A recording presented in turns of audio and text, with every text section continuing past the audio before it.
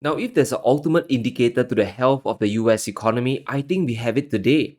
Now, the US economy can seem like a really complex beast, but if there's one simple equation I can give you, it's this: US deficits holds up the entire economy. Now, we were running at 6.4% last year to generate 2.3% of GDP growth. So $1 of real spending to generate less than 50 cents of economic progress. This is not sustainable. So what happens when you pull the rug and you decide to collapse government spending?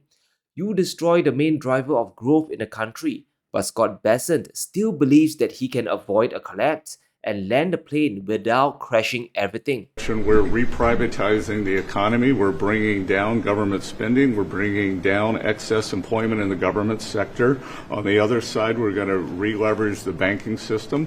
We're going to have all the new manufacturing jobs, so everyone who's laid off from the government will have an opportunity to go into the private sector, and that is going to lead to disinflation.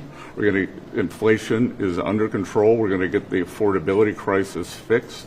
So lower energy, deregulation, more private sector jobs that will naturally get interest rates down, and as we keep that going, interest rates are going to keep declining. It'll be good for mortgages. It'll be good for credit card debt. It'll be great for auto loans. The framing of this is hilarious. It looks like a performance review on The Apprentice. But on a serious note, Bessent reviewed the plan and the ideal scenario. He wants to reprivatize the economy by bringing home new manufacturing jobs. All government workers laid off can get new jobs here. So government workers today can immediately start producing cars or semiconductors tomorrow. And this shift will lead to the promised land, at least according to him. There will be disinflation where price increases slowly starts to come down. Interest rates will also come down and ease pressure off the US economy.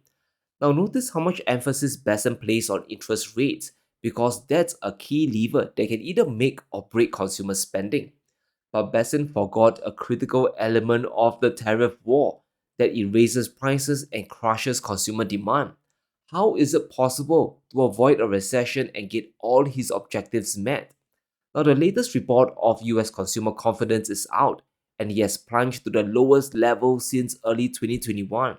Economists were predicting a reading of 94, but the confidence gauge collapsed by 7.2 points to below 93. It shouldn't be difficult to understand why. We already had 3 years of high inflation during Biden's term. People in the US they need a break, but Trump's tariffs are going to reintroduce higher prices across the board, and as a result, consumers are freaking out. They weren't prepared for this. All the gauges of the US consumers are not going in the right direction, and chief of which is inflation expectations. The higher this level, the more consumers will brace for impact and cut down on spending. Well, expectations have risen once again from 5.8% in February to 6.2% in March. This figure is important because it can lead to a self-fulfilling prophecy, even if inflation eventually comes out to be much lower than 6.2%. If the cutbacks are severe enough, Bessent might get what he wants: overall disinflation and interest rates coming down. But it won't be from a resilient economy, but from one that's contracting. There will be demand destruction, and when people just aren't buying stuff, prices will come down naturally. Now, according to Deutsche Bank, the odds of a recession are fast approaching 50%. We have gone from resilience to a coin flip that will determine if we get a collapse or not. Other banks like JP Morgan also puts the chances of one at 40%. Goldman also raised its probability by 5% as well. Are all the banks wrong and is Bessent right? Now, I find it hard to believe because all evidence points to an economy that's slowing down really fast. Firstly, the Federal Reserve can't afford to lower rates because of an inflation shock from the tariff war. Now, we have no idea what will come out on April the 2nd. Trump says he wants multiple rate cuts, but the Fed disagrees. The Atlanta Fed now only sees one rate cut this year. Why? We have the trade war to blame for that. Just like in 2022 and 2023, the key to drive inflation down is by demand destruction. That's the only lever they have left. Obviously, tariffs will drive prices higher this year. Manufacturers will be forced to jack prices up by 25% or even more, especially if China refuses to eat the import tax. Another problem facing the US economy is a weaker dollar. Now, the relative strength of the currency has been continuously dropping since the start of the year. Since the US still imports nearly everything that they consume, this drives up prices for importers, which ultimately trickles down to the consumer. Now they will be less likely to buy stuff. For the first time since October, speculators are holding nearly $1 billion betting against the dollar. This is a big reversal from January, where we had nearly $40 billion betting on the US dollar going higher. This is a sign of recession fears. If the US economy is about to contract and money will be pulled away, there will be less demand for the greenback. The idea of the US being exceptional has been broken, especially by Donald Trump. Somehow he has managed to alienate the whole world, forcing investors to dump the dollar. Now, if US trading partners continue to raise their own barriers and trade elsewhere, it's not good for the reserve currency. It can worsen the pain of higher prices. But if there's an ultimate signal of the US consumer collapse, it's this crazy phenomenon of buy now and pay later. And it's not just for products and goods, it's now for fast food. DoorDash is now partnering with Klarna to allow customers to eat now and pay later. They can defer payments on orders, including takeout from restaurants. This is so bizarre, and it really tells us about the true state of the economy. How bad it must be for people to take a loan to buy Taco Bell or a burger is simply insane. The only reason why you would eat now and pay later is when you can't even swipe a credit card. You can have bad credit but still use this service to get your food first.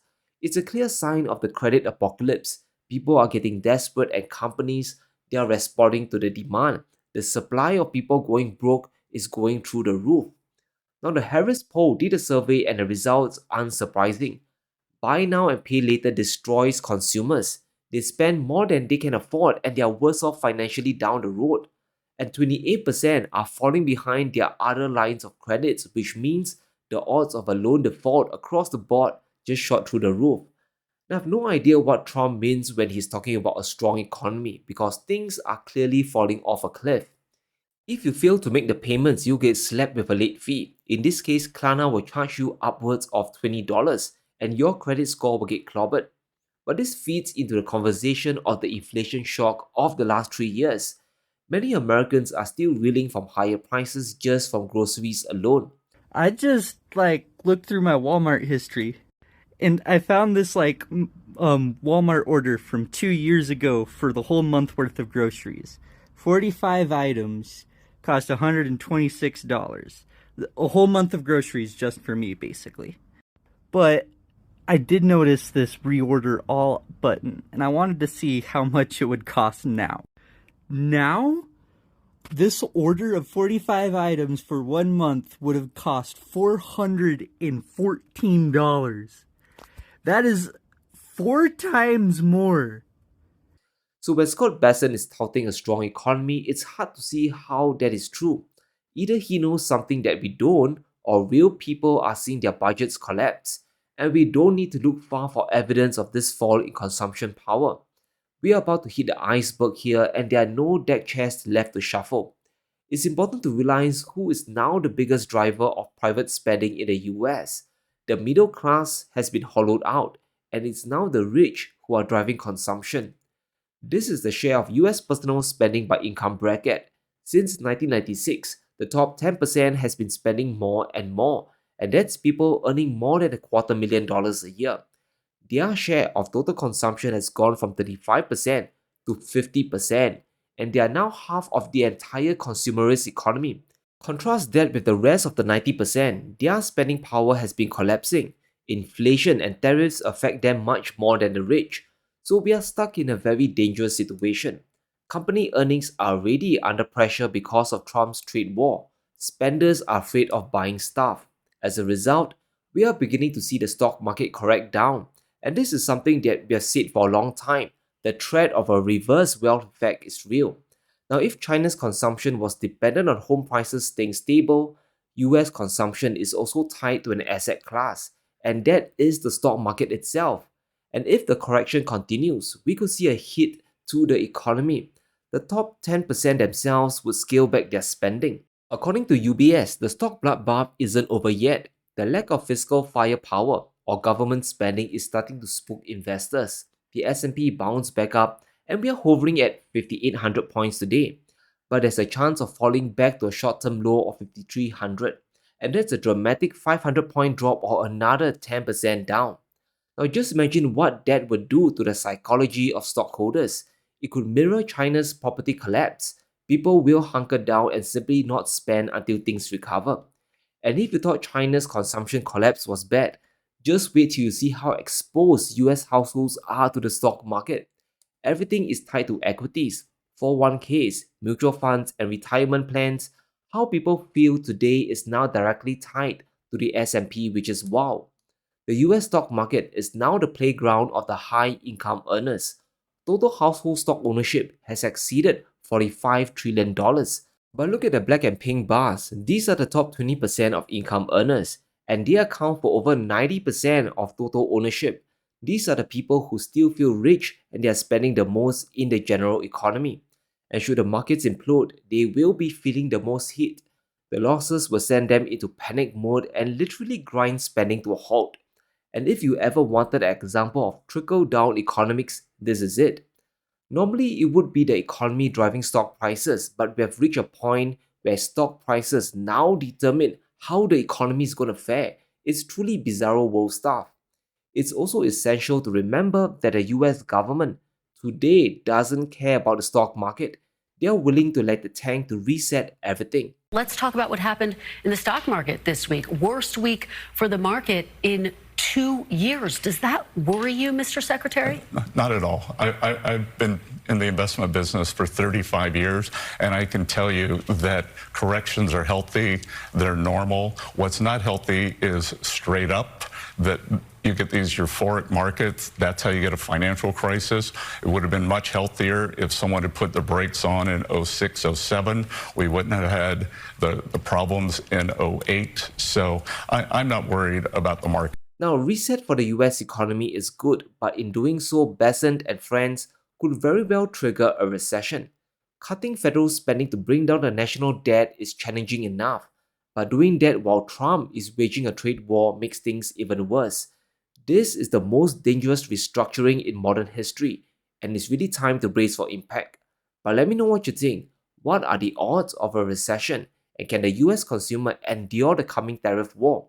Let me know in the comments below. Stay safe. Be sure to smash the like button and subscribe as we navigate through these crazy times.